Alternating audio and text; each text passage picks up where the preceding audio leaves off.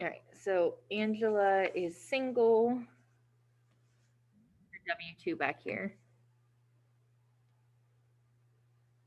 And the last name is Lee. Social security number is 085 XXXXX.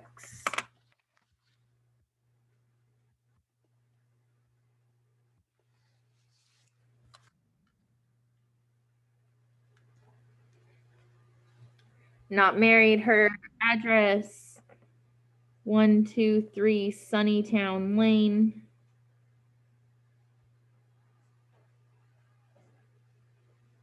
In San Jose, California 94204. Oops.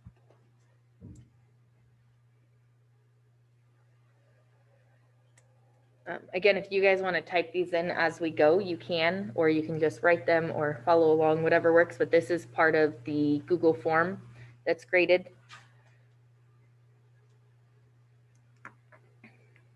So remember from yesterday, the directions, virtual currency is a no for all of these. She didn't have any, didn't buy any, didn't sell any. Angela is on a partial scholarship. Her parents pay her room and board and help with other expenses, so she is still a dependent. So someone can claim Angela as a dependent. She's not over 65. She's not blind. She doesn't have any dependents. All right.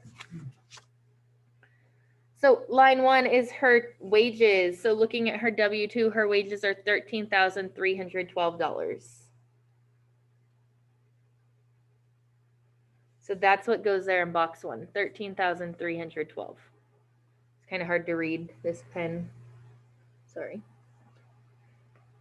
All right, per the directions, lines 2A through 8 are all zeros.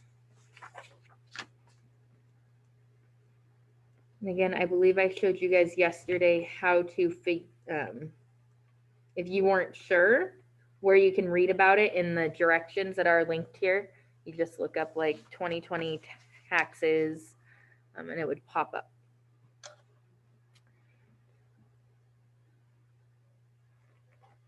So line 9, adding all of those, if we add a bunch of zeros to 13,312, we're still at $13,312.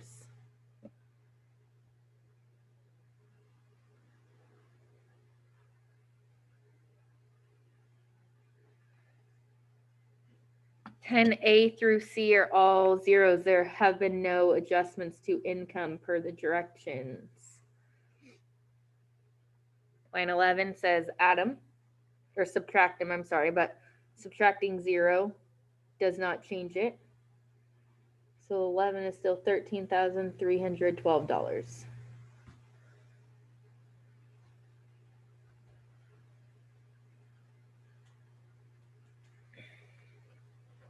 All right, line 12.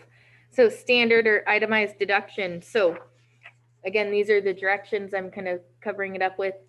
If you are a dependent, so Angela is a dependent, and line 1 is greater than $12,400, which that's the case here, then we're going to write 12,400. So line 12 is 12,400.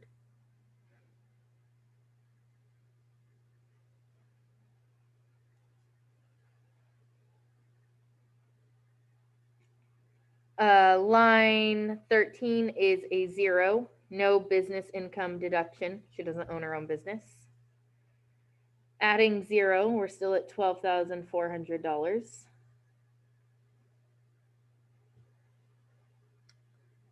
And then for line 15, subtract line 14 from line 11. So $13,312 minus $12,400, 219.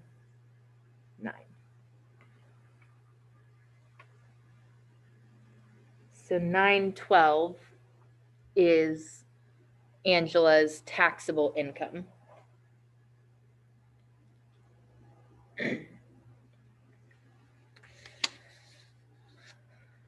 So for line 16, We need her tax, which we have to look up the tax table. So we're going to look up the tax table for $912.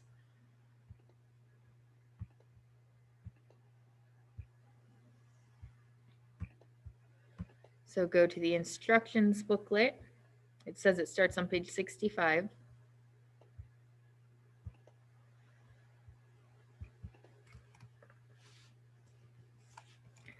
So remember, these columns say at least, but less than, and she's single. So we're looking in between these two numbers where it says 912 and she's single. So we're going to go down here between 900 and 925.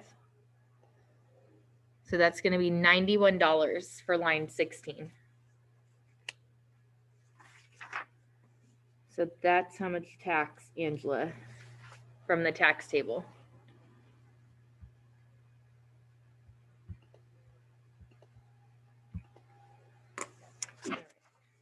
Bless you.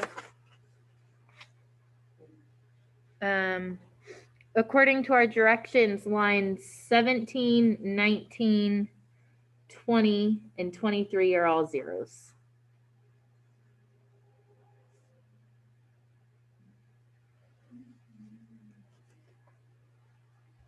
All right, line 18, add line 16 and 17, 91 plus 0 is 91. 21, add lines 19 and 20, well, 0 plus 0 is still 0. 22, subtract line 21 from 18. So that's still 91. And finally, line 24 says add these two above it, and that's still 91. So lots of zeros and 91s there. 25A, that's the federal income tax withheld from her W-2. So here's her W-2 still. So her federal income tax was $1,535.55. We're going to round to the nearest dollar amount. So that's going to be $1,536. It's greater than 50 cents, so we round up. 25B and C are both zeros according to our directions. We don't have any 1099s or other forms. So 25D, we add those, which is just $1,536.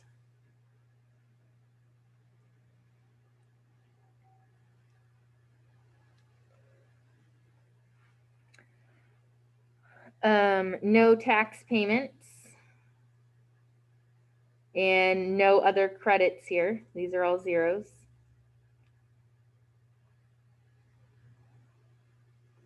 So 33 is just $1,536.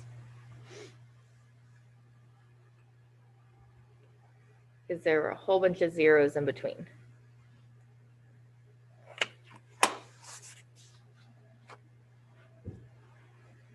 So line 34 says if line 33 is more than line 24. So we're comparing lines 33 and 24. 33, this line is more than that one, then we subtract it. So $1,536 minus $91.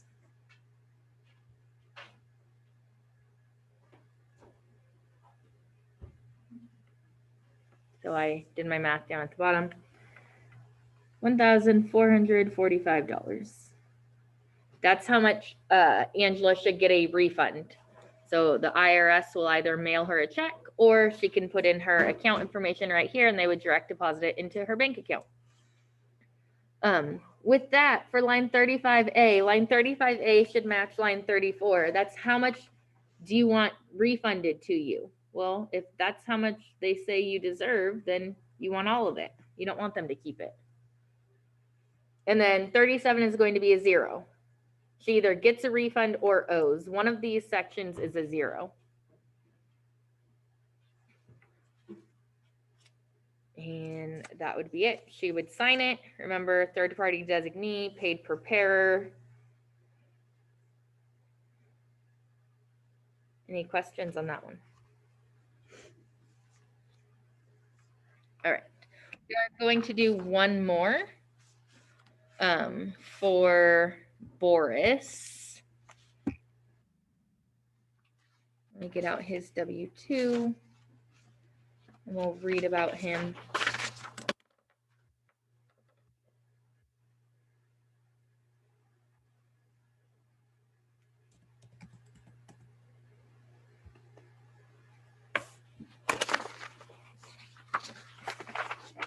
All right, so Boris, he is 24. He completed his first full year of working a full-time job living by himself. He's on salary and works full-time as a marketing associate. So Boris is single. It didn't say anything about him being married.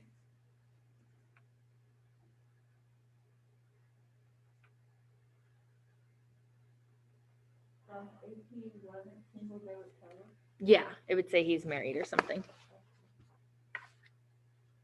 All right, so his W-2 I have here to get his contact information. So Boris is his first name. Oswald is his last name. There's no joint return. He lives at 459 Numbers Drive.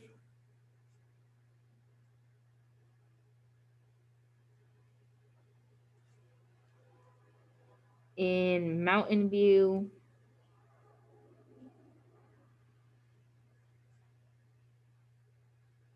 California. Zip is 95478. And I missed his social. Up at the top is 789XXXXXX.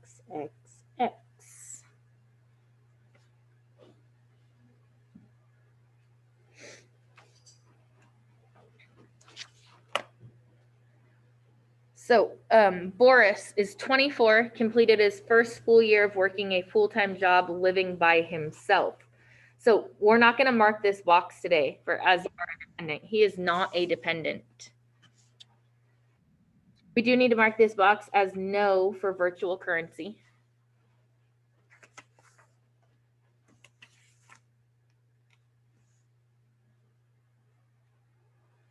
He doesn't have any dependents though. That would tell us also if he had any children. And notice the only thing they want, like for him, is his social security number. That's how they look everything up for you. They don't ask for his birthday, just the social security number.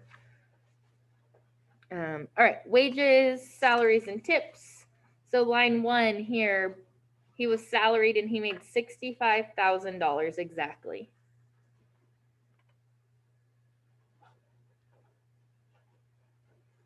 So line 1 is 65,000. And actually, before I do anything else, I'm going to go through the form and put in all of the zeros just to kind of do that ahead of time. So 2A through 8 are all zeros. That way we can just do the math. 10A through C are also zeros. Line 13 is a 0. On the back, 17, 19, 20, and 23.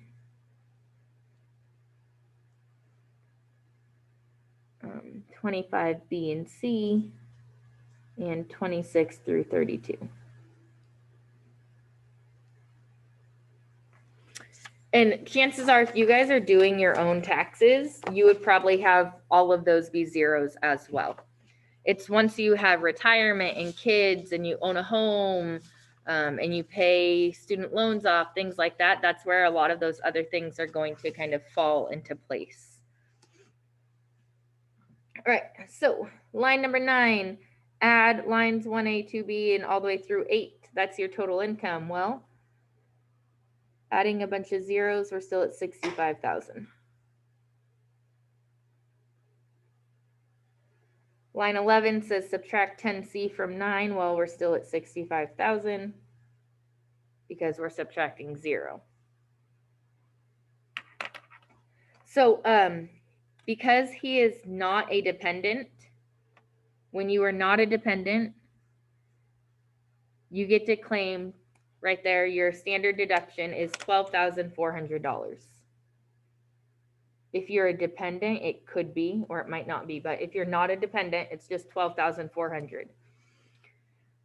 If he was married, it would be double that. Line 14 says add those two, so 12,400. And then line 15 says subtract 14 from 11.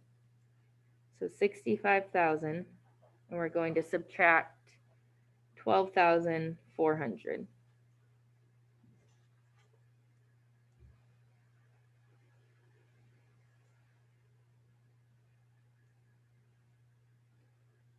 So 52,600.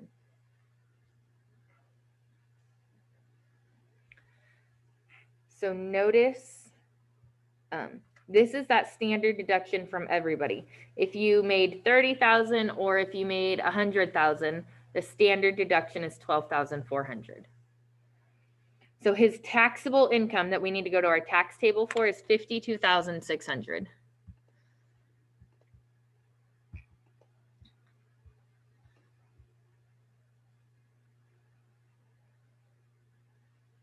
Okay, so I want to point something out right here. You should notice I'm in the box for 52,000.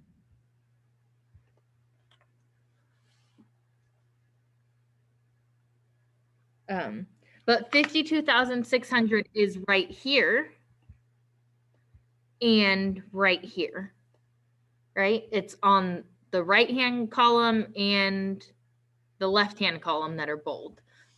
So if we go back to the top where the headings are, it says at least, but less than. So less than is not included. So at least we include it there. So he's going to be in this second one here, the 52,600 to 52,650. That's going to be the row that we're going to look at for Boris.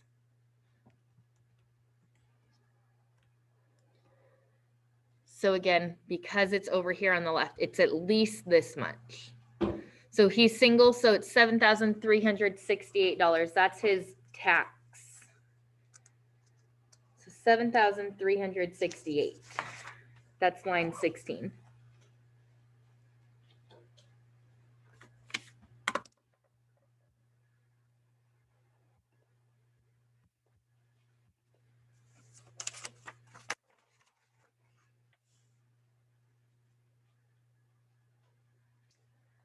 Line 17 is a 0 already. Line 18 says add those, so we're still at 7,368.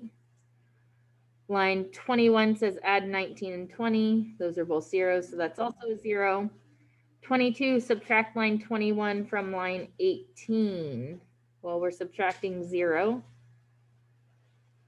And finally, line 24, adding a 0. So we're still at $7,368.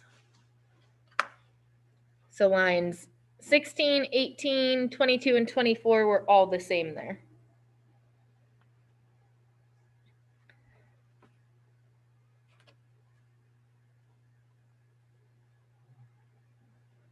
$25A is going to come from his W-2. It even tells you that. So what is his income tax withheld from his W-2?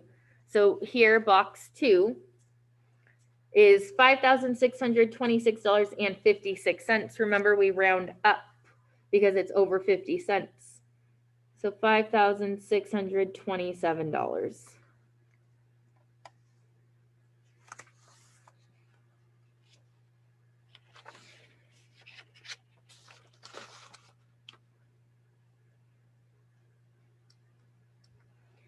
And then 25D says add all these. Again, adding zeros doesn't change it. 33 says add 25D, 26, and 32. So that's still another $5,627.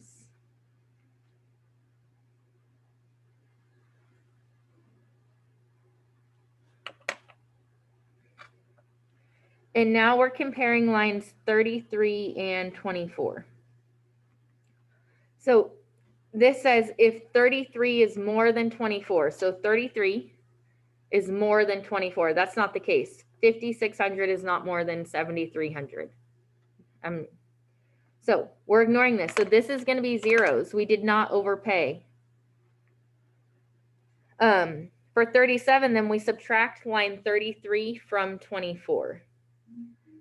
So $7,368 minus $5,627.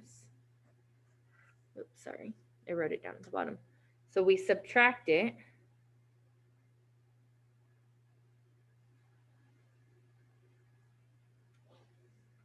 So $1,741 is going to be line 37. Do you mind going up to the top? I will in just a second. So that's how much Boris has to mail them a check for or pay out of his account. He would sign here his occupation. He was in marketing. The other ones, like for the ones that are dependents and still in school, you don't have an occupation.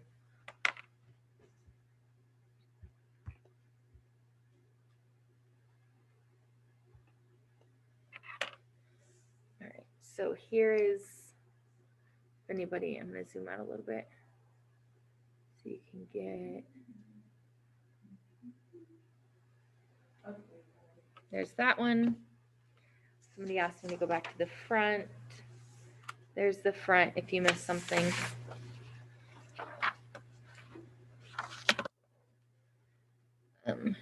Do we have any questions?